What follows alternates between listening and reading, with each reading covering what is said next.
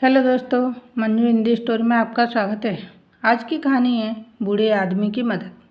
एक शहर में पास के एक कस्बे में 2 महीने की गर्मियों की छुट्टी में बच्चे घरों में खेल रहे होते थे। लेकिन जैसे ही बाइस्कोप वाले की आवाज़ आती, बच्चे दौड़ पड़ते अपने घर से चवन्नी लेकर। बाइस्कोप देखने राजू भी अपनी माँ से जिद करने लगा, माँ जल्दी से पैसे दो, बाइस्कोप शुरू हो जाएगा। माँ बोली, नहीं बेटे, वो अच्छी चीज़ नहीं है, उसे देखने से क्या होगा, गर्मी पड़ रही है, ये ले 10 पैसे और आइसक्रीम खा लेना। राजू बोला, नहीं माँ, तुम हर बार ऐसे ही करती हो, मुझे तो चवन्नी चाहिए। मेरे दोस्त बाइस्कोप देखकर बताते हैं कि कितना मज़ा आया और मेरे पास बताने के लिए कुछ नहीं है।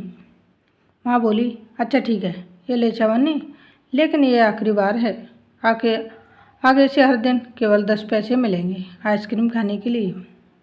माँ की बातों को अनसुना करके राजू फटाफट भागकर गली में और गली से चौराहे के पास बने मंदिर के सामने पहुँच गया।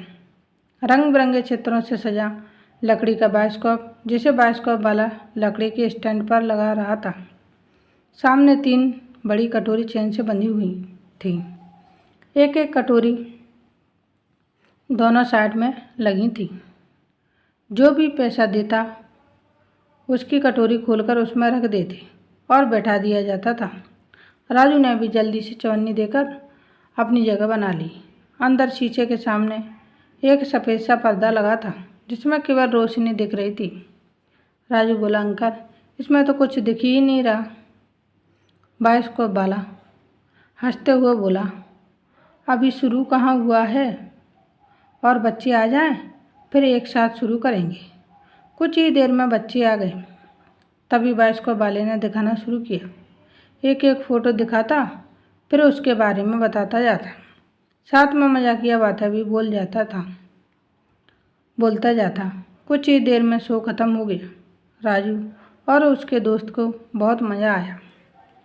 राजू का दोस्त बोला, अंकल, आप रोज़ क्यों नहीं आते हो, रंगीन फिल्म देखकर मज़ा आ जाता है। बाइस्कोप वाला बोला, बेटा, इसे बनाना भी तो पड़ता है, नई नई कहानी याद करनी पड़ती है। 2 दिन लग जाते हैं फिल्म इकट्ठी करने में, फिर 1 दिन जोड़कर फिल्म बनाने में लग जाता है। तीसरे दिन आता हूँ तभी तो नई नई चीज़ें देखने को मिलती हैं। राजू अपने दोस्त के साथ घर की ओर चल देता है और पलट पलट कर बाइस्कोप वाले को देखता है। वह दूसरे बच्चों को वही शो दिखा रहा होता है। राजू बोल रहा, कितने मज़े का काम है ना, काम का काम, मजाक की मजाक। राजू के दोस्त बोले, अरे मेहनत भी तो है, इतनी भारी लकड़ी का बॉक्स उठाकर गली गली घूमना बहुत मेहनत लगती है। 2 दिन बाद फिर से राजू अपनी माँ से जिद करता है, लेकिन उसकी माँ उसे साफ पैसे देने के लिए मना कर देती है। राजू को केवल 10 पैसे मिलते हैं आइसक्रीम खाने के लिए। राजू गली से निकलकर चौराहे पर पहुंच जाता है। बाइस्कोप वाला आवाज़ लगा रहा था। राजू को देखकर वह कहने लगता है, बेटा, आज बहुत अच्छी फिल्म है, आज नहीं देखोगे क्या? राजू बोला, अंकल, मेरे पास पैसे नहीं हैं। बाइस्कोप वाला बोला, अच्छा, मैं मुफ्त में दिखा दूँ तो? लेकिन मेरा एक काम करना पड़ेगा, मेरा ये बाइस्कोप उठाकर मेरी पीठ पर रखवा देना। ये सुनकर राजू बहुत खुश हो गया। 10 पैसे भी तो बच गए और बाइस्कोप भी देखने को मिल रहा था। सप्ताह में 2 बार बाइस्कोप वाला आता और राजू उसकी आवाज़ सुनकर दौड़ पड़ता था। उसका बाइस्कोप उतारने में सहायता करता, फिर मज़े से शो देखता। उसके बाद जाते समय उसका बाइस्कोप रखवा देता था। इसी तरह समय बीतने लगा। राजू की छुट्टियां ख़त्म हो जाती हैं। अब बाइस्कोप वाला भी शाम को आता था। राजू शाम को उसका इंतज़ार करता रहता था। खाली समय में बाइस्कोप वाला राजू से बातें करता रहता था। राजू को पता लगा कि बाइस्कोप वाले की पत्नी बीमार रहती है, उसकी देखभाल करता है, खाना बनाता है। बाइस्कोप वाले के कोई बच्चा नहीं था। इसी तरह 4 साल बीत जाते हैं। राजू को अब बाइस्कोप देखने में मज़ा नहीं आता था। वह केवल उसकी मदद करने के लिए जाता था। बाइस्कोप वाला भी अब केवल रविवार के दिन ही आता था। राजू को बायोस्कोप वाले की बातें बहुत अच्छी लगती थी। वह खाली समय में उसकी बातें सुनता रहता था। बहुत सारी जानकारी थी उसे। राजू को कभी कभी लगता कि स्कूल में जो उसके टीचर उसे रटा रटाया पढ़ाते हैं, इससे ज़्यादा तो इस बायोस्कोप वाले को पता है। एक रविवार को बायोस्कोप वाला नहीं आया। राजू परेशान हो गया। फिर उसे पछतावा भी हुआ कि उसने कभी उसका पता क्यों नहीं पूछा। इसी तरह 3 रविवार बीत गए, लेकिन वह नहीं आया। अब राजू समझ गया कि शायद वह अब ना आए या कुछ परेशानी में होगा। 2 महीने बाद एक रविवार को बायोस्कोप वाले ने राजू के घर के सामने आवाज़ लगाई। राजू दौड़कर उसके पास पहुंचा। राजू ने पूछा, कहाँ रह गए थे अंकल? पता है ना, मैं कितना परेशान हो गया था। अपना पता भी बताकर नहीं गए थे। लेकिन तभी राजू ने गौर से देखा। उसकी आंखें नम थीं। वह कुछ नहीं बोला। बहुत पूछने पर उसने बताया, राजू, मेरी पत्नी चल बसी। मेरा अब कोई नहीं है। अब किसके लिए काम करूं? उसकी अंतिम क्रिया करने में 15 दिन निकल गए।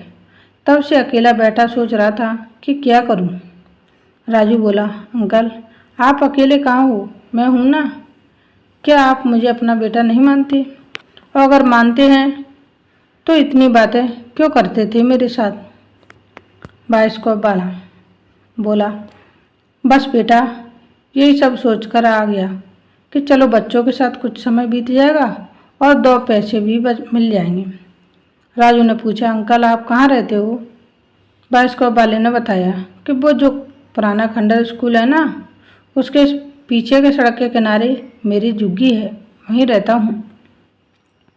बायोस्कोप वाले से बातें करते करते राजू को एहसास हुआ कि उसकी बातों में अब वो जादू नहीं था जिससे मैं खिंचा चला आता था। अब उसकी बातों में उदासी थी। कुछ दिन बीतने पर बायोस्कोप वाले ने आना बंद कर दिया। इधर राजू भी आगे की पढ़ाई के लिए दिल्ली चला गया। राजू पढ़ने में बहुत तेज था। कई सालों बाद राजू वापस आया। राजू कलेक्टर बन गया था। एक दिन राजू अपनी गाड़ी में किसी सरकारी काम से जा रहा था। तभी एक जगह उसे सड़क के किनारे कुछ दिखा। राजू ने अपने ड्राइवर से गाड़ी रोकने को कहा। गाड़ी से उतरकर राजू पास में गया तो उसके साथ सिक्योरिटी गार्ड और सहायक भी गए। वहां पहुंचकर राजू ने देखा, ये तो वही बायोस्कोप है। राजू बोला, सुनो शर्मा जी, पता करो ये बायोस्कोप किसका है। शर्मा जी बोले, लेकिन सर, हमें देर हो रही है, मीटिंग है। राजू ने कहा, जैसा आपसे कहा जा रहा है करो। इधर उधर पता करने पर देखा शर्मा जी के पीछे एक बूढ़ा आदमी लड़खड़ाता हुआ आ रहा था। बूढ़ा आदमी बोला, साहब, इसे अभी हटा लेता हूँ, मेरी झुग्गी मत तोड़िए। साहब, मैं गरीब कहाँ जाऊँगा। राजू ने कहा, चलो, कहाँ है तुम्हारी झुग्गी, दिखाओ। बूढ़ा आदमी उसे अपनी झुग्गी के पास ले जाता है। अंदर एक खाट पड़ी थी। पास ही मैले कुचेले कपड़े पड़े थे। राजू बोला, शर्मा जी, इनका सारा सामान और वो बायोस्कोप एक गाड़ी में चढ़ाकर मेरे घर के पीछे जो सर्वेंट क्वार्टर है वहाँ भिजवा दीजिए। बूढ़ा आदमी बोला, साहब, मुझे माफ़ कर दीजिए, अब कभी सामान बाहर नहीं छोड़ूंगा। राजू बोला, चिंता मत करो, आज से आप हमारे साथ रहोगे। राजू के साथ के लोग कलेक्टर साहब का चेहरा देख रहे थे। राजू बोला, अंकल जी, पहचाना नहीं? आपका बायोस्कोप उठाता था, आप मुफ्त में शो दिखाते थे। ये सुनकर बायोस्कोप वाले की आंखों से टप टप आंसू बहने लगे और कहा, बेटा, आप कहाँ से भगवान बनकर आ गए? मैं तो अकेले अपनी मौत का इंतजार कर रहा था। राजू बोला, मैंने कहा था ना, आपका बेटा हूँ मैं। चलो मेरे साथ, आपसे बहुत सारी बातें भी तो करनी है। राजू उन्हें अपने घर ले जाता है। एक अनजान रिश्ता जो ख़त्म हो रहा था फिर से जीने की उम्मीद के साथ खड़ा हो गया। आज की कहानी यहीं समाप्त होती है। मिलते हैं नई स्टोरी वीडियो के साथ। Thanks for watching. Please like, share and subscribe. धन्यवाद दोस्तों। Bye bye.